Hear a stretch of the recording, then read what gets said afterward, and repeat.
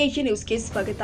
Shirahatti block Congress ಸಮಿತಿ ವತಿಯಿಂದ BJP ಶಾಸಕ ಚಂದ್ರು ಲಮಾಣಿ ಲೋಕಾಯುಕ್ತ ಬಲೆಗೆ ಸಿಕ್ಕಿಬಿದ್ದ ಕಾರಣಕ್ಕೆ ಅವರ ರಾಜೀನಾಮೆಗೆ ಒತ್ತಾಯಿಸಿ ಶಿರಹಟ್ಟಿ ಪಟ್ಟಣದಲ್ಲಿ ಇರುವ ಆಂಜನೇಯ ದೇವಸ್ಥಾನದಿಂದ ಮೆರವಣಿಗೆ ಮುಖಾಂತರ ತಹಸೀಲ್ದಾರ್ ಕಚೇರಿಗೆ ತೆರಳಿ ಶಿರಹಟ್ಟಿ ತಹಸೀಲ್ದಾರ್ ಅವರಿಗೆ ಮನವಿ ಸಲ್ಲಿಸಲಾಗಿದೆ.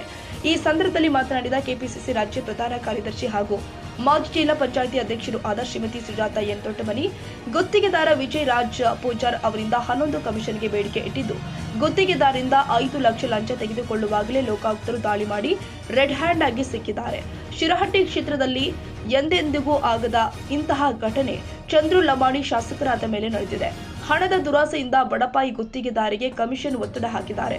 ಒಂದು ವೇಳೆ ಕಮಿಷನ್ ಕೊಡದೆ ಇದ್ರೆ ಟೆಂಡರ್ ಕ್ಯಾನ್ಸಲ್ ಮಾಡಿಸುವ ಇದೆಲ್ಲ ಇಟ್ಕೋಬೇಡ, ನಮ್ಮ ತಾಲೂಕಿನಲ್ಲಿ ನಡಮುರಿಸ್ತೀನಿ ಅಂತ ಬೆದರಿಕೆ ಹಾಕಿದ್ದಾರೆ. ಜನಪ್ರತಿನಿಧಿಗಳಿಗೆ ಇಂತಹ ನಡವಳಿಕೆ ಸರಿಯಲ್ಲ, ಹಾಗಾಗಿ ಶಾಸಕ ಸ್ಥಾನದಿಂದ ವಜಾಗೊಳಿಸಬೇಕು ಅಂತ ಆಗ್ರಹ ಮಾಡಿದ್ರು.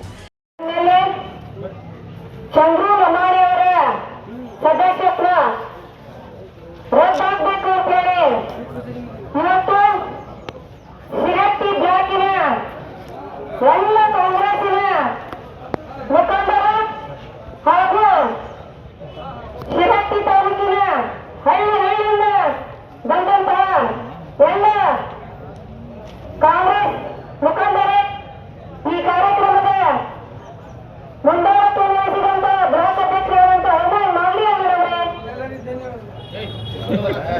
ಇಬ್ಬರು ಮಾಜಿ ಶಾಸಕರುಗಳೇ ಹಾಗೂ ಇಲ್ಲಿ ನಡೆದಂತಹ ಎಲ್ಲ ಪಕ್ಷದ ಮುಖಂಡರು, ಇಲ್ಲಿವರೆಗೂ ಹಾಗೂ ನಮ್ಮ ಗ್ಯಾರಂಟಿ ಸಮಿತಿಯ ಅಧ್ಯಕ್ಷರಾದಂತಹ ವಿನಯ ಮುನ್ಕಟ್ಟಜ್ಜನವರೇ, ಇಲ್ಲಿವರೆಗೂ ಅನುಭವಿಗಳು ಮಾಜಿ ಶಾಸಕರುಗಳು ಮಾತಾಡಿದನ್ನ ನೀವೆಲ್ಲ ಕೇಳಿದ್ರಿ.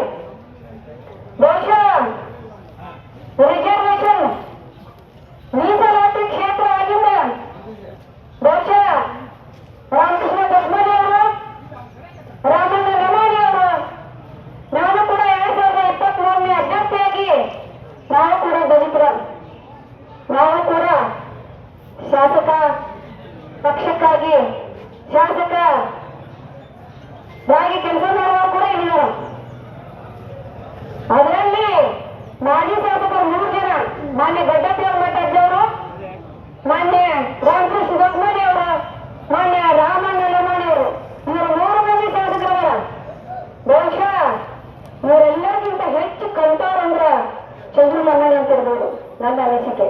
ಯಾಕಂದ್ರೆ ಎಜುಕೇಟೆಡ್ ಆಗಿ ಅವರನ್ನ ಬಹುಶಃ ಅವರ ಪಕ್ಷದವರು ಗುರುತಿಸೋರು ಹಾಗೇನೆ. ಡಾಕ್ಟರು ಒಳ್ಳೆ ಕೆಲಸ ಮಾಡ್ತಾರ, ಜನರ ಸೇವೆ ಮಾಡ್ತಾರ. ಡಾಕ್ಟರ್ ವೃತ್ತಿ ಅಂದ್ರೆ ಜನಸೇವೆ.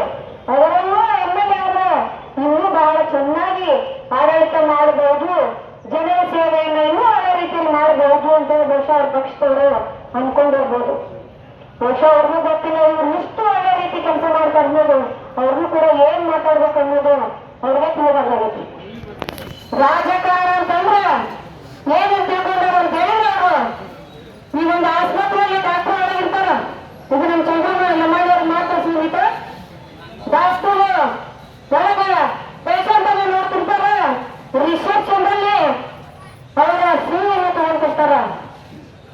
ರೋಗಿಗಳಿಗೆ ಒಂದು 300 ರೂಪಾಯಿನೋ 200 ರೂಪಾಯಿನೋ ಫೀಯನ್ನು ಮಾಡಿರ್ತಾರ ಡಾಕ್ಟರ್ ರಿಸೆಪ್ಷನ್ದಲ್ಲಿ. ಫಸ್ಟ್ ನಾವು ರಿಸೆಪ್ಷನ್ದಲ್ಲಿ ರೊಕ್ಕ ಕೊಟ್ಟರೆ ನಮ್ಗೆ ಡಾಕ್ಟರ್ ನೋಡ್ಬೋದು. ಅಲ್ಲಿವರೆಗೂ ನಾವು ಡಾಕ್ಟರ್ ಭೇಟಿ ಆಗಕ್ಕಾಗಿಲ್ಲ. ಬೇಕಾದಂತ ರೋಗ ಇರ್ಲಾಗ ಫಸ್ಟ್ ನೀವು ರಿಸೆಪ್ಷನ್ದಾಗ ದುಡ್ಡು ಭರಿಸ್ಬೇಕು. ಭರಿಸ್ತಾ ಮಾತ್ರ ನೀವು ಡಾಕ್ಟರ್ನ ನೋಡ್ಬೋದು.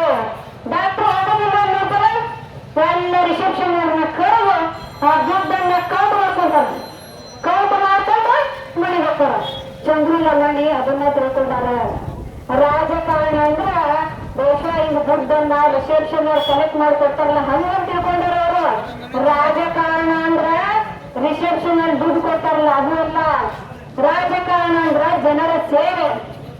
ನೀವು ಸೇವೆಯನ್ನು ಮಾಡಕ್ ಬರ್ಬೇಕಿಲ್ಲಿ. ನೀವು ಉದ್ಯೋಗ ಅಲ್ಲ ರಾಜಕಾರಣ ಅಂತ ಹೇಳಿದ್ರೆ. ರಾಜಕಾರಣ ಅಂದ್ರೆ ಉದ್ಯೋಗ ಅಲ್ಲ, ರಾಜಕಾರಣ ಅಂದ್ರೆ ಜನಸೇವೆ. ಸೇವೆಯನ್ನ ಮಾಡಕ್ ಬರ್ಬೇಕು. ನಿಜವಾಗ್ಲು ಬಹುಶಃ ಇಡೀ ದೇಶದಾಗ ಶಿರಹಟ್ಟಿ ವಾಯನೆ ಬೇಕು ಅಂದ್ರೆ ಹಸಿರು ಆಸೆ ಬೇಕು. ಎದಕ್ಕ ನಮ್ಮ ಶಿರಹಟ್ಟಿನೂ ಕೂಡ ಇಡೀ ರಾಜ್ಯದಲ್ಲಿ ಇಡೀ ದೇಶದಲ್ಲಿ ಒಂದು ಹೆಸರಿತ್ತು. ಏನು ಭಾವೈಕ್ಯತೆಯ ನಾಡು, ಭಾವೈಕ್ಯತೆ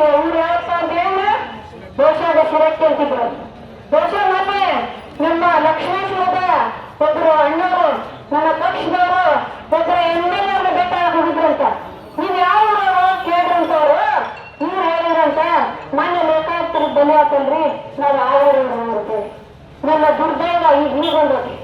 ಲಕ್ಷ್ಮೇಶ್ವರ ಸೇವಕಿ ಮತಕ್ಷೇತ್ರ ಅಂದ್ರೆ ಲೋಕಾಯುಕ್ತರು ಬರೆಯೋದ್ರಿ, ಲೋಕಾಯುಕ್ತರು ಕೈ ಸಿಕ್ಕೊಂಡ್ರಿ ಅವರನ್ನ ಅನ್ನುವಂಥ ಪರಿಸ್ಥಿತಿ ನಮ್ಮ ಚಂದ್ರಲ್ಲ ಮಾಡಿ ಇಟ್ಕೊಂಡ್ರು.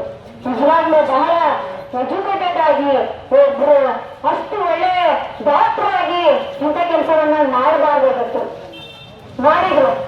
ಮಾಡಿ ಅವರು ಮಾಡಿದಂತ ಕೆಲಸವನ್ನ ಮಾನ್ಯ ಎಚ್ ಕೆ ಪಾಟೀಲ್ ಸಾಹೇಬರಿಗೆ ಇದು ಕುತಂತ್ರ, ಇದು ಕಾಂಗ್ರೆಸ್ನ ಕೆಲಸ, ಕಾಂಗ್ರೆಸ್ನ ಕೆಲಸ ಇಂಥವು ಯಾವ ಮಾಡಂಗಿಲ್ರಿ. ನೀವು ಮೊನ್ನೆ ಒಬ್ಬ PSI ವಿರುದ್ಧವಾಗಿ ಪೊಲೀಸ್ ಸ್ಟೇಷನ್ ಒಳಗೆ ಯಾರು ಸ್ಟ್ರೈಕ್ ಮಾಡೋಂಗಿಲ್ಲ, ಪೊಲೀಸ್ ಸ್ಟೇಷನ್ ಒಳಗಡೆ ಹೋಗಿ ಯಾರು ಸ್ಟ್ರೈಕ್ ಮಾಡೋಂಗಿಲ್ಲ. ನೀವು ಒಳಗಡೆ ಹೋಗಿ ಕುತ್ಕೊಂಡು ಸ್ಟ್ರೈಕ್ ಮಾಡಿದ್ರಿ.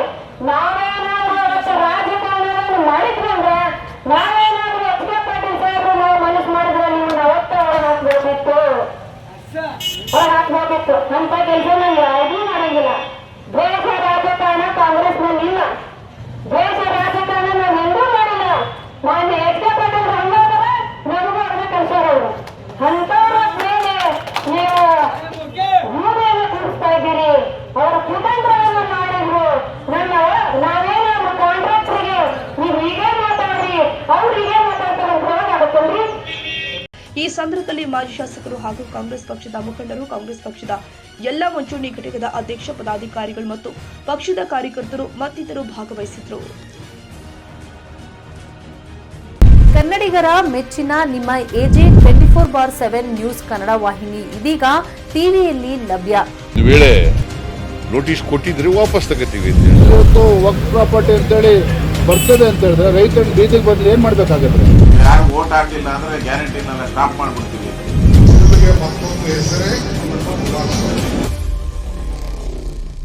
ಕರ್ನಾಟಕ ಮತ್ತು ದೇಶ ವಿದೇಶ 360 ಡಿಗ್ರಿ ಸುದ್ದಿ ಹಾಗೂ ಉತ್ತರ ಕರ್ನಾಟಕ, ಬೆಳಗಾವಿ, ಬಾಗಲಕೋಟೆ, ಧಾರವಾಡ, ಹಾವೇರಿ, ಗದಗ, ಬಿಜಾಪುರ ಜಿಲ್ಲೆಯ ಕ್ಷಣ ಕ್ಷಣದ ವಿವರವನ್ನ ಪಡೆಯುವುದಕ್ಕೆ AJ 24/7 ನ್ಯೂಸ್ ಕನ್ನಡ ವಾಹಿನಿಯನ್ನ ಲೈಕ್ ಮಾಡಿ, ವಿಡಿಯೋಗಳನ್ನ ಶೇರ್ ಮಾಡಿ, ಕಮೆಂಟ್ ಮಾಡುವ ಮೂಲಕ ನಮ್ಮ ವಾಹಿನಿಗೆ ಸಹಕಾರ ನೀಡಿ ಮತ್ತು ಚಾನೆಲ್ ಅನ್ನ ಸಬ್ಸ್ಕ್ರೈಬ್ ಮಾಡಿ.